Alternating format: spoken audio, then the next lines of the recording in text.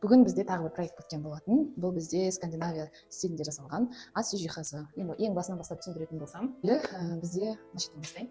Бұл кісілерде өте көп, бұл үйде өте көп адам тұратындықтан жай холодильник заказ берді. Встроенный емес, өйткені десек встроенный холодильник кішкентай, үлкен көп продуктыларды сақтауға ыңғайсыз болады.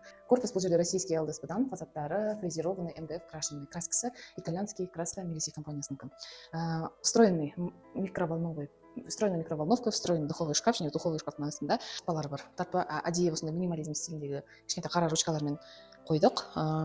Адам осы үйдегі хозяйканың бойына сәйкес. Мына жерде бутылочницамыз бар. Бутылочница бізде приправалармен әртүрлі соустар, сұйықтықтар сақтауға арналған. Бұл енді частный дом, жер үй болғандықтан газ орнатылған, газ пеште бізде вытяжкамыз техникалық стандарт бойынша жасалған, яғни 75 сантиметрге биіктікке көтерілген. Вытяжкамыз скрытый, встроенный. Тамақ жасау барысында өте удобно болу үшін бұның астында тартпалар берілген. Тартпалардың астында встроенный ящик бар. Бұл жерде қасық, приборлар салуға ыңғайлы болады.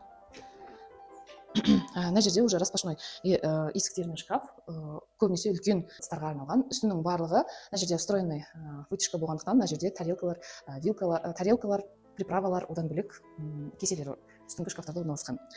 Мына жерде тағы да распашной үлкен шкафымыз бар. Встроенный мына жерде посудомоечный машина. Міндетті түрде мойканың жанында тұру керек, себебі екеуінің слифтары бір жерге ағады, әрі мойкада шайып осы жерге орнату үшін.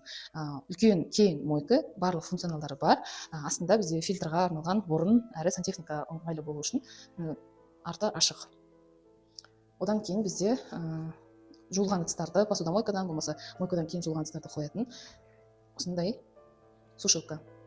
Сушилка екеу, астыда сушилка.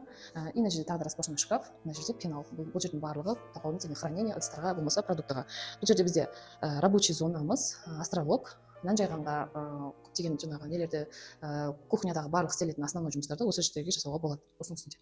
Мына жерде бізде тағы да қосымша розеткаларымыз бар.